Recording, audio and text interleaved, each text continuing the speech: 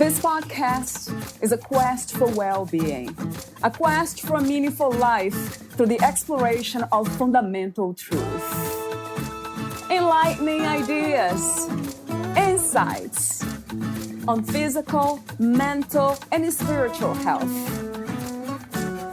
The inspiration is love.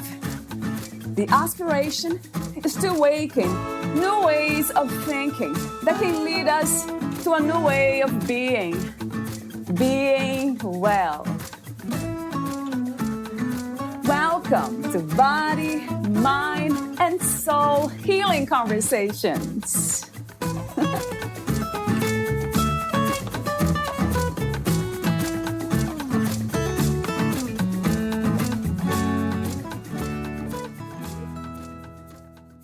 Beliefs are at the core of human consciousness.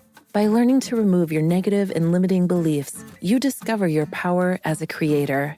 Then you can create a wonderful and beautiful life for yourself easily and naturally. Lion assists people in healing childhood wounds and removing old programming from their subconscious minds. By removing limitations, resistance, and blocks, you can create the life you want, whether it's in relationships, finances, health, wealth, work, or family. Valeria interviews Lion Goodman. He is the author of Clear Your Beliefs, Clear Your Clients' Limiting Beliefs, Menlightenment, a book for awakening men, The Narcissism Primer, The Heart of Healing, co-author with Deepak Chopra, Dean Ornish, and others, and Creating on Purpose, The Spiritual Technology of Manifestation, co-authored with Anodea Judith, PhD.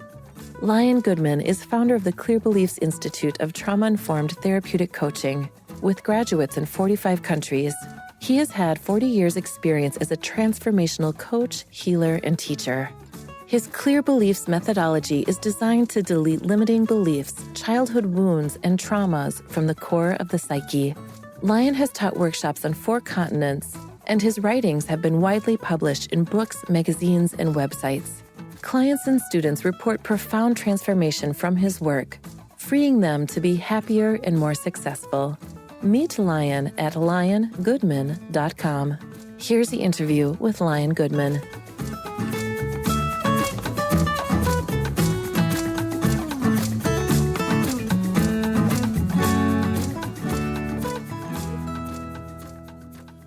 In your own words, who is Lion Goodman? The opening question. Yes. Well, that's a question I've been asking my entire life, and I hope to continue to ask it throughout the rest of my life. I am a healer, a teacher, a coach, a therapist of sorts. I am a student of consciousness and spirituality. I am a student of the universe. I learn from everything and everyone, and I love what I do. This is exactly what you said when we met off record. Yeah, I love my life. That's beautiful to hear. I mean, I know it has been a journey, but what has led you here to this moment in time, which to me is, time is really, it's a timeless thing, but it feels like we are in time here now. But what led you to this moment of making this statement? I love my life. I love what I do. I love this. I've been a student of life ever since I was a child. I was trying to figure out what was wrong with me as a child, because I knew there must be something wrong because I didn't have the social skills that other kids did. I didn't really attach to anyone in my family, even our dogs I didn't attach to. I was a loner, and I was observing other kids and trying to figure out why did they do what they did. Why do people do what they do? So I was asking that question very young in elementary school. And then as a teenager, I found out about psychology, and I began reading about that and the brain. And I had a plastic model of the brain as a young teenager. And my father handed me a book when I was 12 years old called Many Mansions, which was about Edgar Cayce and his life readings. And I read part of the book and I closed it and I went, oh yeah, I remember that. And so I remembered that that's how reincarnation worked and that we had previous lives. And then I got interested in psychic phenomenon, and I started practicing telepathy with my girlfriend, and I got good at that. And by the time I got to college, I was already fascinated by the human mind. And I created a degree program for myself and graduated with a degree in consciousness studies. So I was studying everything I could: science, physics, biology, dance, mime, psychology of all kinds, developmental biology. I was just hungry to really understand the world. And I had some great teachers who encouraged me to do that. So by the time I graduated from college, I had explored spirituality and religions and philosophy and linguistics and a really wide range of topics. So that passion has never left me. And after college, I took more than 100 workshops and trainings in mind change, consciousness change, psychology change. I've done 20 years of shamanic practice, and I've been to therapists of all kinds, and I'm an explorer. And about 20 years ago, I realized I had something to teach. And so I began teaching others what I had concluded. And that teaching has turned into a school called the Clear Beliefs Institute. And I have over 600 graduates around the world with this methodology for clearing beliefs from the core of the psyche and healing trauma. So we were talking earlier about, you didn't speak about your experience with suffering. So my open question is, why do you feel we suffer? Why do we all suffer? Well, I'm sure you've heard the phrase, pain is inevitable and suffering is optional. Yes. So pain is part of life. We could say suffering is part of life. That's what the Buddha said.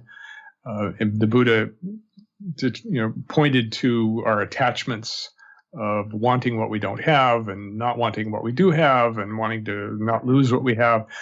So we could say that's the core of suffering. It's the ego.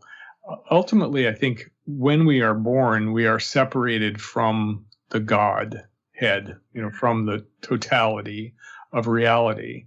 And that separation causes the first wound.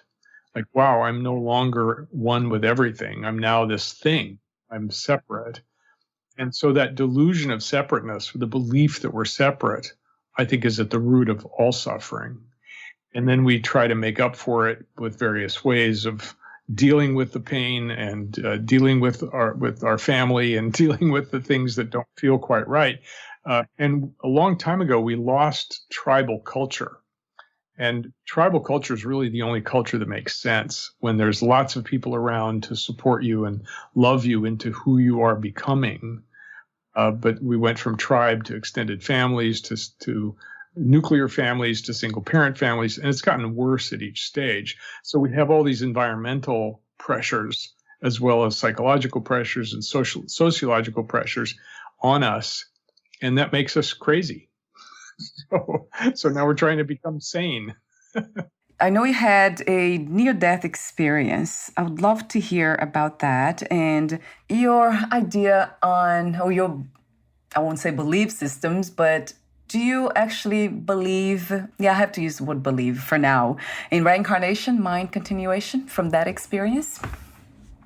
Well, I remembered past lives from the time I was very young. So it's not really a matter of belief for me. It's a matter of experience.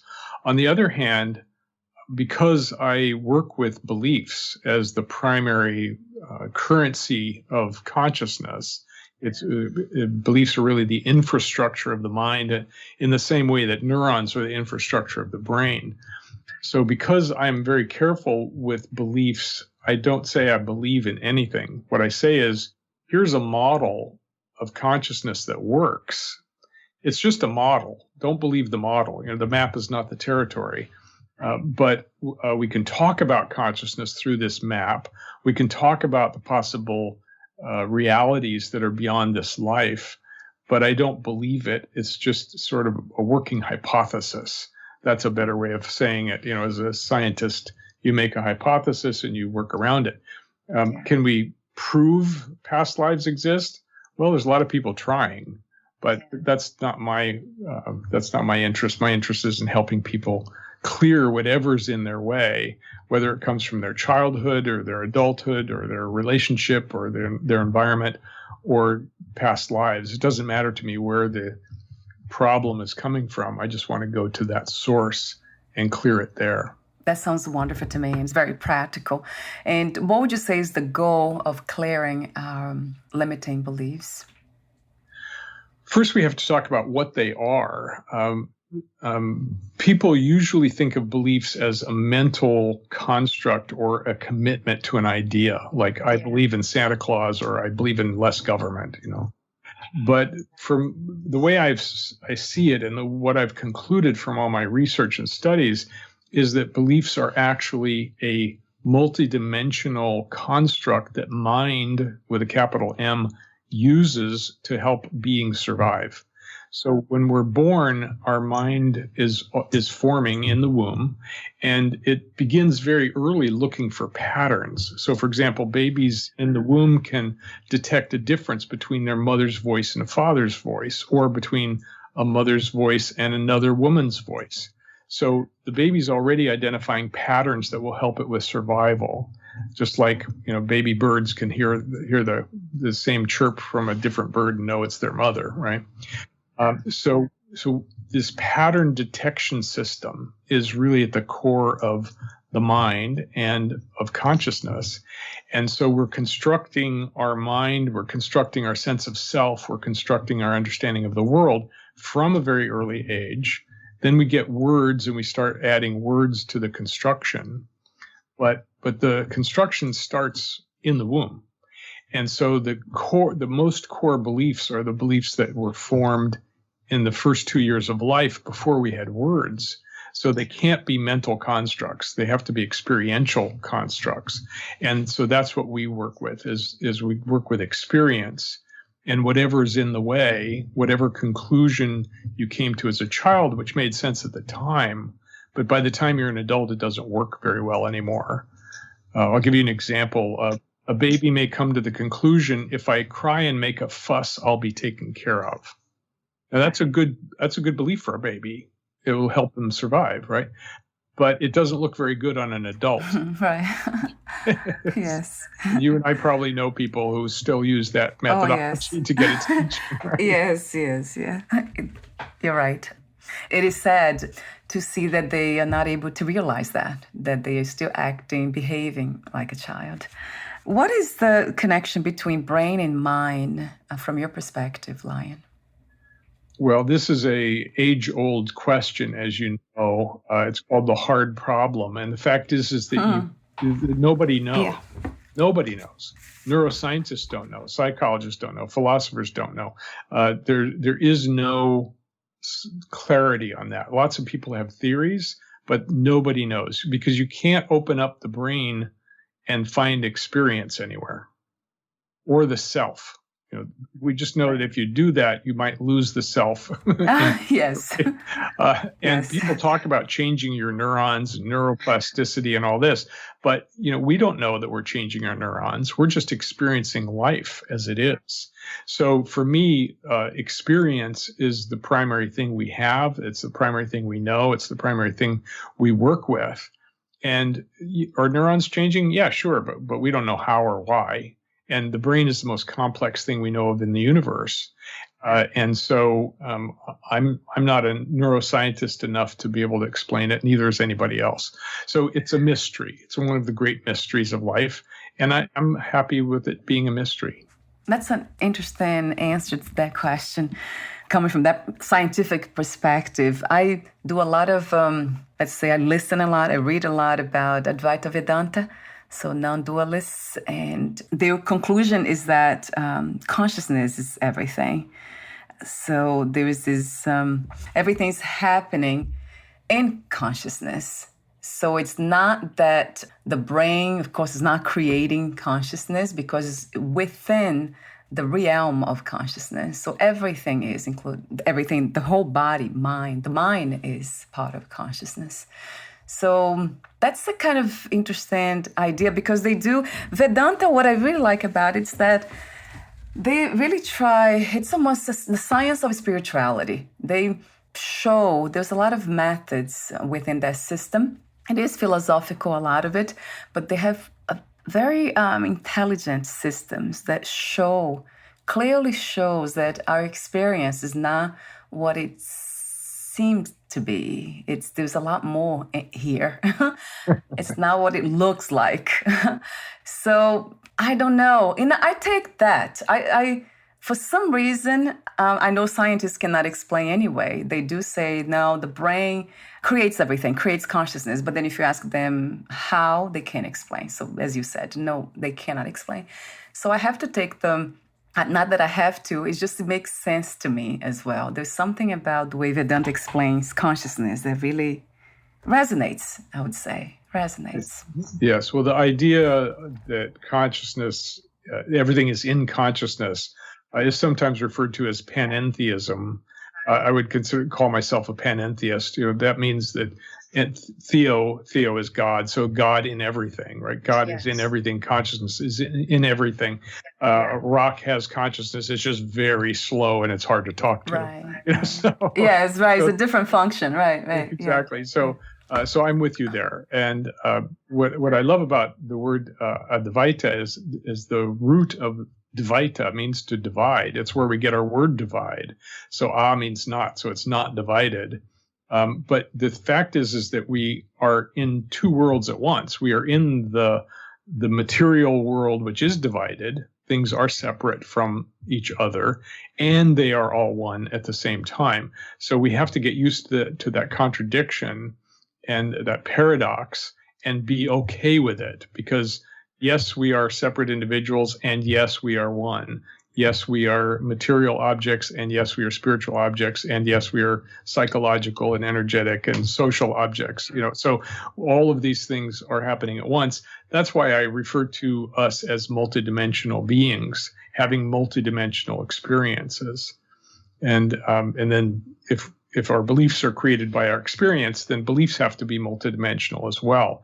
And so that's our approach, is working with the multidimensionality of the people that we work with, and including everything and leaving nothing out. Yeah.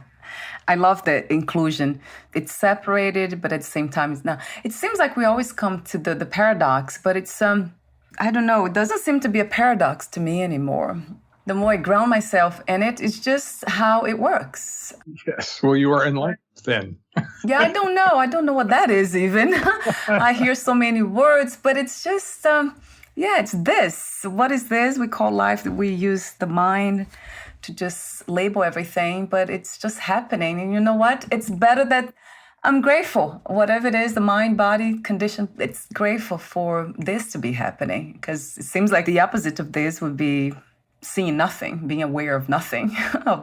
It would be really boring. Right? Have this, yes. Yes, yeah. I like to say that I love the mystery. It's not knowing I can't stand. Yeah. So the mystery is fine. But I also have this search, this hunger for understanding. And I think we all do, some people more than others. But that search, that seeking of answers, trying to understand the world, is part of consciousness too, just like humor is. I think God has a great sense of humor. Yes.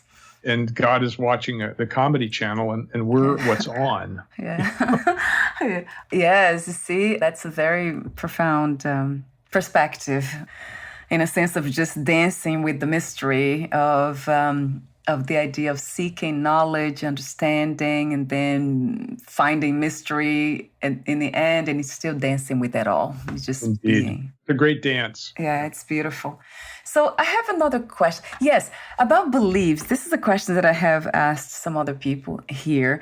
What is the difference between beliefs and values, Lion? It's a great question, and it's something I've studied in depth. So values are how we prioritize what's important. And you obviously have beliefs about what's important, but the values themselves are the priorities of what is important. And beliefs are the construct that we use to see reality. So we may be programmed by our parents or our culture to believe that money is the most important thing. So what is my value? My value is money first. It's top on my list. Money is the most important thing.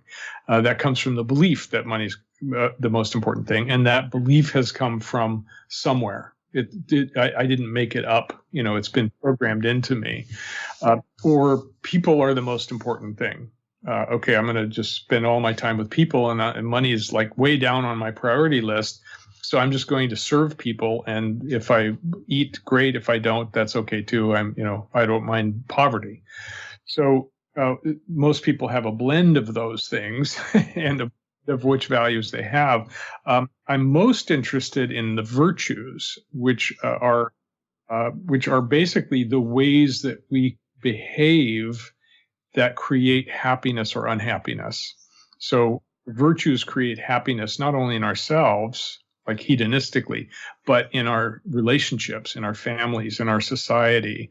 And so all the classic virtues, love, kindness, wisdom, compassion, when we live from those virtues, then we are living our values and we are acting in alignment with them so that we do create happiness. And that's one of the things we're here for. I love it that you mentioned that virtues. Yeah, they seem to come from something that we call wisdom. I see that this journey from innocence to wisdom, it's almost like in between that we acquire those virtues because we are open to learn, open to understand, open to know.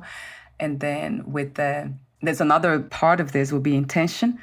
For me, it comes from, I call the heart, like the desires and wishes from the heart. Those are the intention. Everything I do has this underlying intention to benefit the conditioned body mind here, and then of my family, and then people around me, and then my community, and then people all over the world. Not just me, but all of us. Because of that deep understanding, that felt understanding that everything is connected. So I guess I mentioned intention there, wisdom. But there's another question that I want to ask you. I noticed, like a lot of people, myself included, that we come here, and I know we learn a lot. Those the belief systems that we acquire from people around our society and all that. But there's something that we carry with us that's not learned, at least not from this lifetime. So I remember being around 7 years old, looking myself in the mirror and saying, "Oh, you're back here again in a female body." Yes. So, and I say that often in this podcast. So where did that come from? Would you call that knowledge, spiritual knowledge per se? Like in your case too. Sure. So I do have a model that I use called soul evolution. Is it something I believe in? No, but it's a model that's useful, right? So I do believe that we have souls and that our souls are evolving, and that we have to repeat experiences because we're mostly blockheads. We don't learn very quickly. Yeah. We have to repeat our experiences over and over again. And the soul evolves slowly and over many lifetimes. And that it keeps coming back to learn more lessons and become balanced and harmonious.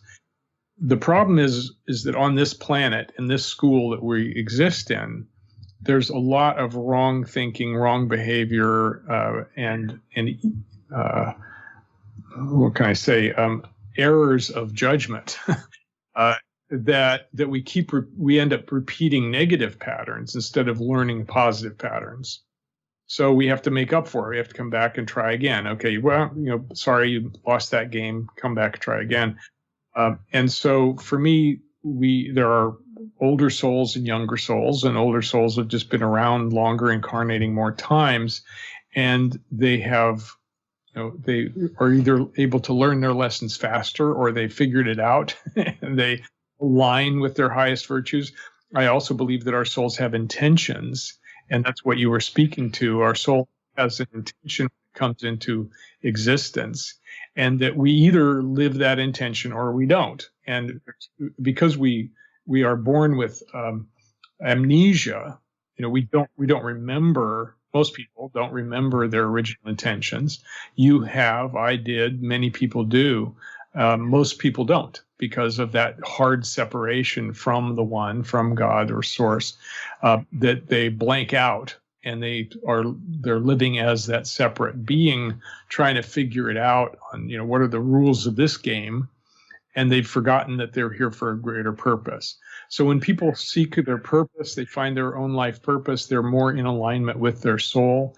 When they can speak to their soul directly, or their higher self, whatever you want to call it, they get more information. Those are usually aligned with the virtues that are generally create happiness in life. So people who are self-developers like us are out there learning, practicing, figuring it out, saying there's got to be more to life than just making money and then dying.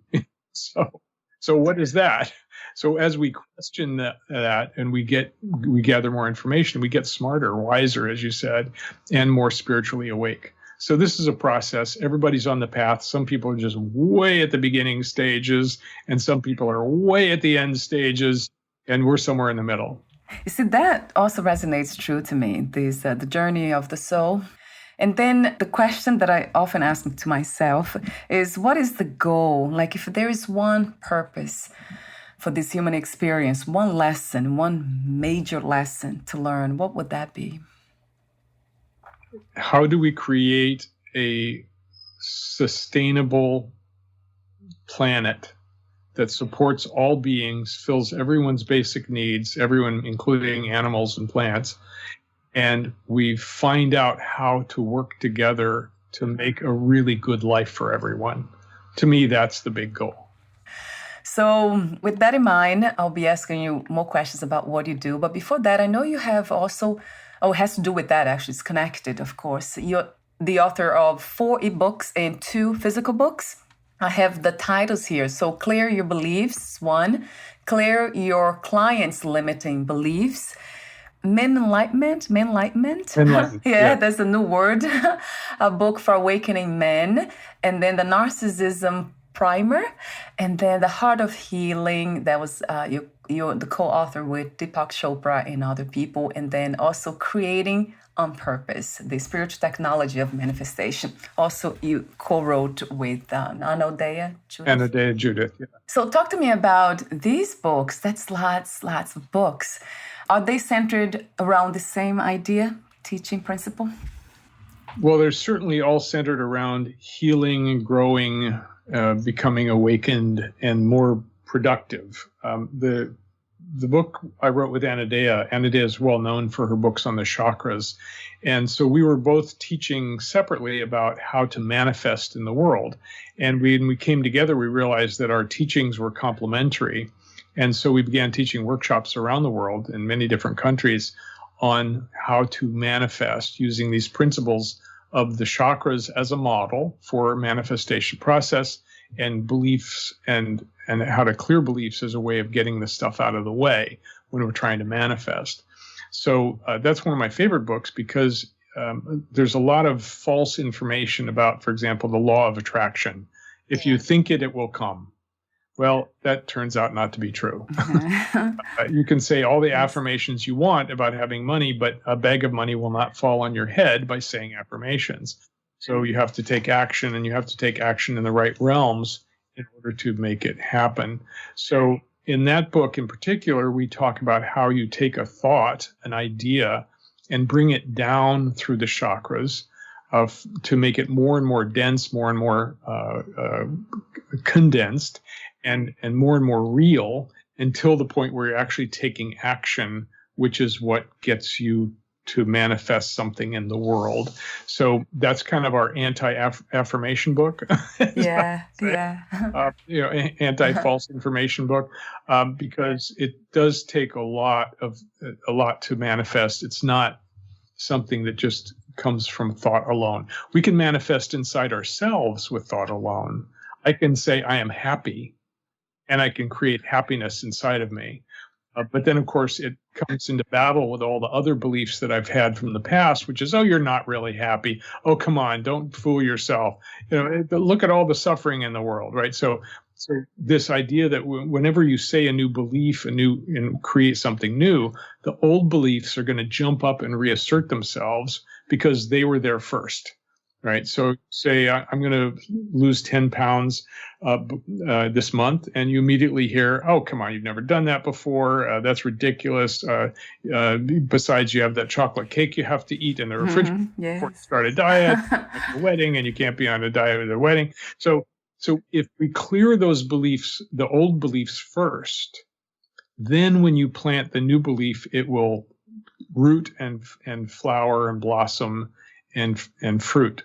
So that's my process. That's the clearing beliefs process, and why it's so important is because if we clear away the rocks and weeds before we plant the garden, we're going to get more to grow. And it's the same in the mind. We have to clear the old beliefs first, and then we have open space in which the new belief can be implanted. And then it creates and manifests. But if you don't do that first, then you're throwing seeds on rocky, weedy ground, and you're not going to get much to grow. So that's the principle behind the clear beliefs method, is that we clear out what's in the way first. Then you have new opportunities. Your eyes are open to seeing new things. You're a different person. You react differently. You respond differently. And you have more capability. So that's the underlying principle that integrates that book with what I do and teach. Right. That also makes a lot of sense to me. And the question that comes to mind is, those old belief systems, do they still, let's say, they are not removed, are they, Lion? They are in my process. They're not in most processes. Most processes that supposedly change beliefs are mental. So they say, well, just believe something different. Well, that's great, but eventually you'll believe it in your subconscious mind. That doesn't happen because the subconscious, you have to clear things out of the subconscious. They don't clear by themselves. You might be able to overwhelm them for a while, but then the old belief's going to come back at some point when it gets stimulated. So, yes, we clear things completely because we're clearing them not just from the mind, but from the physical body, the emotional body, the mental body, the spiritual body, the relational body, the energetic body, the environmental body. So that's why it's multidimensional. If you clear it multidimensionally, then it's gone and it doesn't come back. Talk to me about the process. Those are physical sessions, or do you do them remotely as well? Does it involve hypnotherapy? Yeah, I would love to hear more. Sure. It does not involve hypnotherapy. It is not NLP. It is not like anything, really. It's something I created out of my own experience. And it has similarities to many of those things because whoever's working with a mind and doing a good job is going to come to the same basic tools. My tool set is 12 different tools that are all integrated together. We use, for example, guided visualization, and we use it in a particular way that enables someone to go back into their past to the root cause of whatever the problem is they're experiencing today, and make changes there at the root in the infrastructure of the mind, in the subconscious mind and the conscious mind and the superconscious mind all at once. And then when that happens, there's a sudden shift. People can feel it. They go, oh my God, I'm a different person. So people often say, I was carrying that burden my whole lifetime, and in this one session, it's just gone. So that's why my process works, because I tried lots of other processes that didn't work well, or they worked temporarily or partially. And I was looking for what really works here. I was trying to fix myself first. Right. Yeah. And so I tried everything on myself. I was the experimental animal, Yeah. That's very good. I love when I hear that.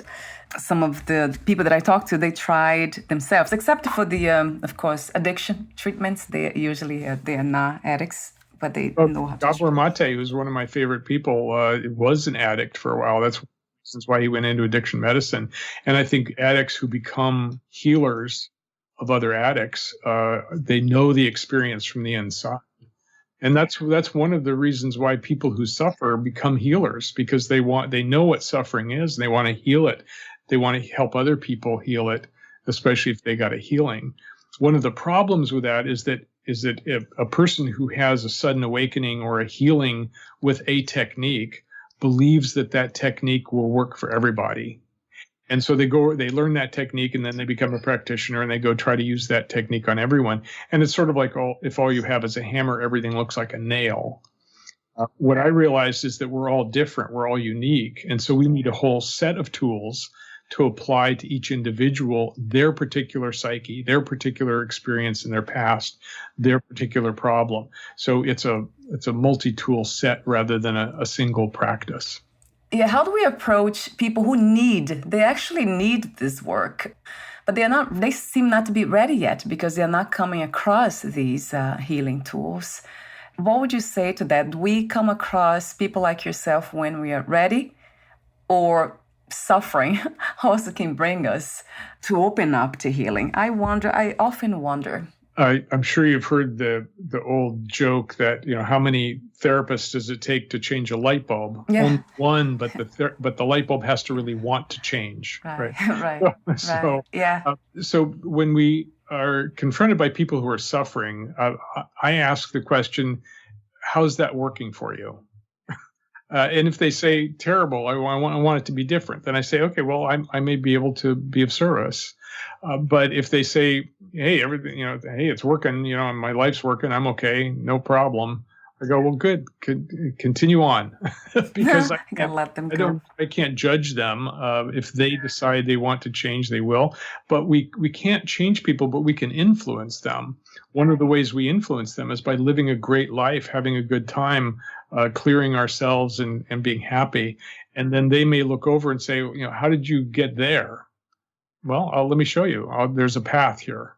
So we can inspire people. And of course, inspire means to breathe in, right? So we go, wow, look at that. That's really cool. Yeah. I'd like to do that. So that's really how we can influence others, is by living the best life we can, spreading the word. You're doing a beautiful job with your podcast. We have to spread these healing methodologies as widely as possible. Yes. Because there is so much suffering in the world. And, it's not just mental. Some of it is physical. Some of it's environmental. Some of it's political or economic. And so we can't change social beliefs by ourselves. We have to change social beliefs through social action. And that's important too. We have to take this great awakening that we have and bring it into social action to change the world, to make the world a better place. It's not just for us to be blissful and, sitting in the lotus position at an ashram.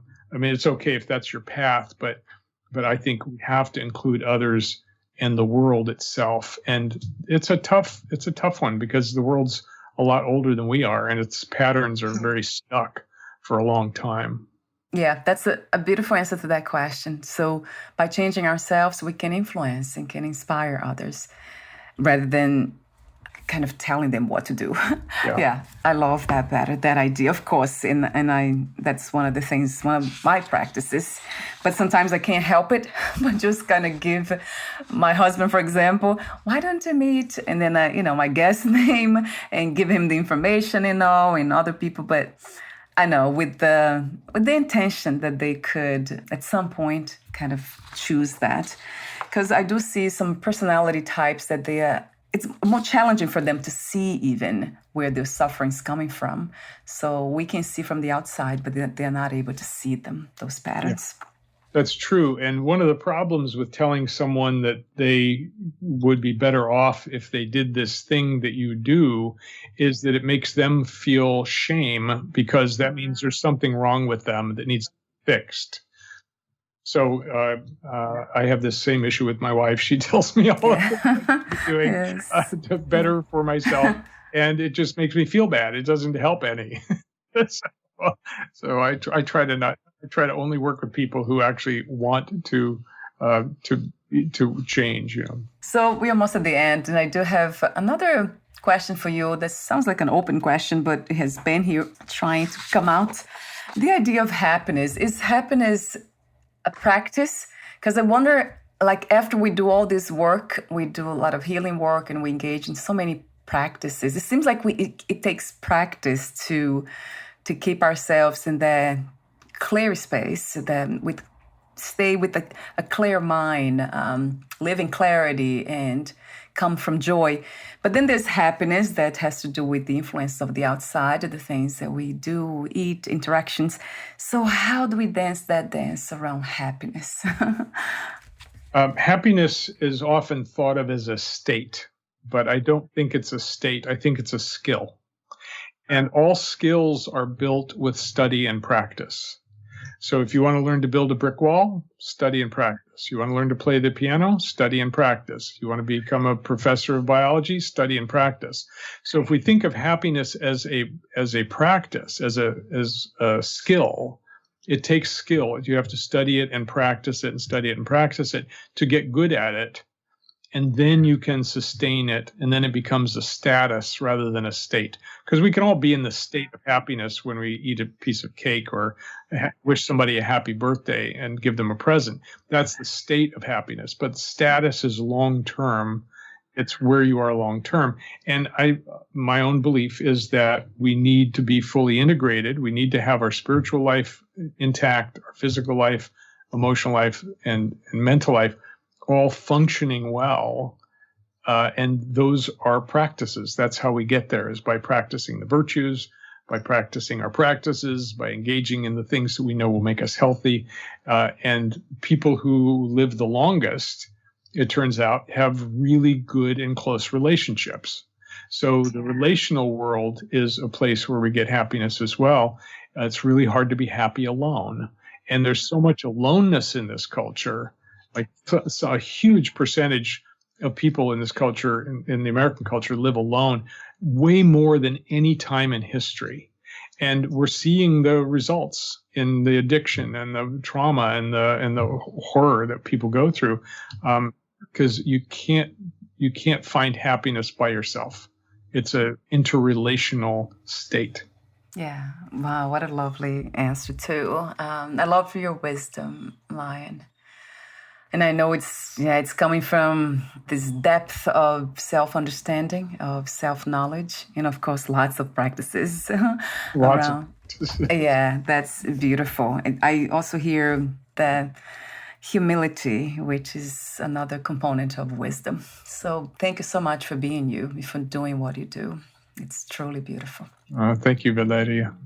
So we are almost at the end of this interview for today. I do have a few more questions for you, but before that, Lion, would you like to add anything that you left unsaid?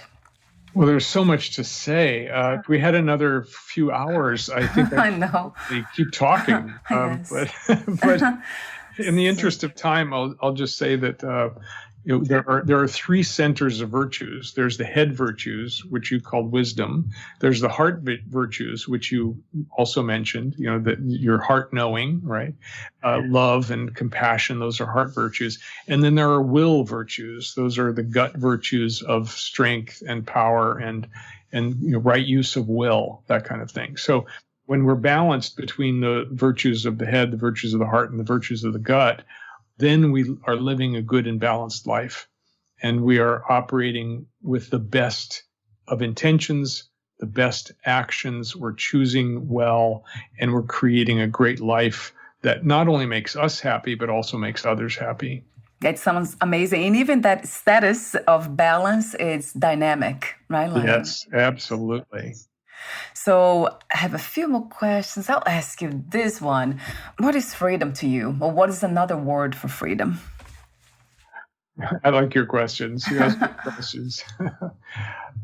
Freedom is being unencumbered. And of course, we have to know what encumbered is in order to know what freedom is. We're all carrying heavy weights around from our past, because experience has to be experienced fully to be integrated and completed. And most of us have lots of incomplete experiences. Our trauma, for example, is an incomplete experience. It gets stuck in us because we couldn't handle it at the time. And so by going back and completing those incomplete experiences, the unfinished business of the past, we actually allow that experience to complete itself. And when it's complete, it disappears or it changes. And so freedom for me is the constant incremental choice to clear something from the past that you're still carrying around, to the point where there's nothing you're left with carrying around. And then you have the freedom to move, you have the freedom to see, the freedom to choose. That's where freedom comes from, is being free from the encumbrances of the past. That's amazing to hear. I have heard that before. And I think I didn't hear it here on a podcast for the first time. I guess I'm hearing that from you. I read somewhere. So would you say that every experience we have is complete? No, most are not. We have millions, probably millions of experiences that were not complete for various reasons, because there's only one way to experience your experience, and that is to be with it fully and completely. And when you do that, then it completes and it disappears. But when we ignore it, when we pretend to be something else, when we think about it, when we talk about it, when we act against it, when we suppress it or push it away, when we ignore it, all of these are ways of not experiencing your experience. And so there's a lot more ways to not experience your experience than to actually experience it. And so we have a huge amount of weight that we're carrying around from all those incomplete experiences. So that's why people walk around depressed, because of all that unfinished business. Yeah, that also, I came to realize that there was my own case with a lot of traumas in the past and carrying that around. And now my approach, per se, or my practice is to see every experience as complete, which is it's a tough one. It's a big order.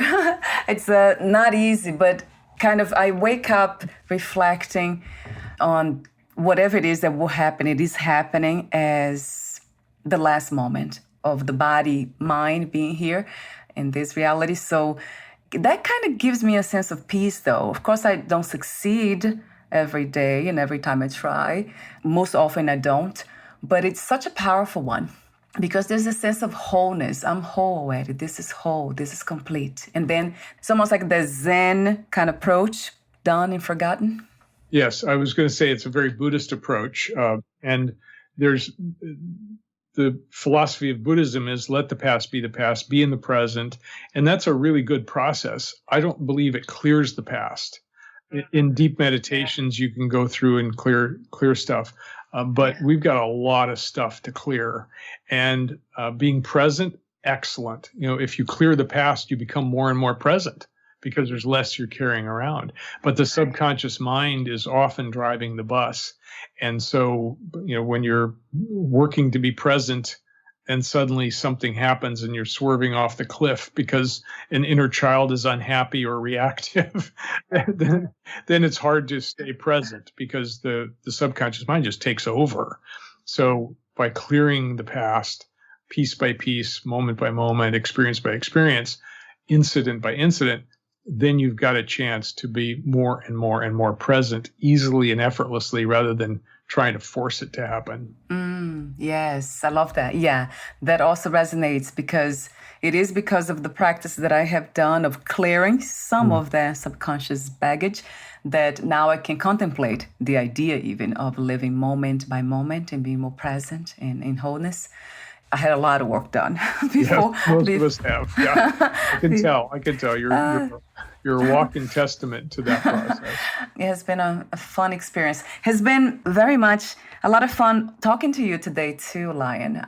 Very freeing in a sense. There's something about your presence that inspires freedom, I must say. It's really beautiful. Thank you so much again. But before we say goodbye for today, what is the best place to find more information about you and what you do? I have a free monthly event in which we invite people to explore their beliefs, and they can register at beliefrelief.net. And if people are interested in my training, they can go to clearbeliefs.com. And if they want to get in touch with me or learn about my coaching, liongoodman.com. Wonderful. I'll have those links on your podcast profile as well. Thank you so much again for everything and everything you do, your beautiful presence. And it's inspiring not just myself, but I see passing that on to my husband, because that's the next thing I will do, talk to him about it. So thank you for creating this circle of healing. Thank you, Valeria. I really appreciate you having me on your show. Thank you, Lion. Bye for now. Bye-bye. Bye.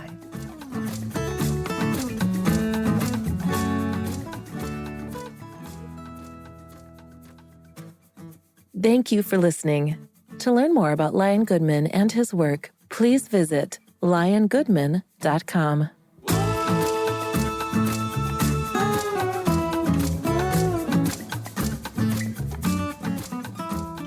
To learn more about this podcast, please visit fitforjoy.org/podcast. Thank you again for listening, and bye for now.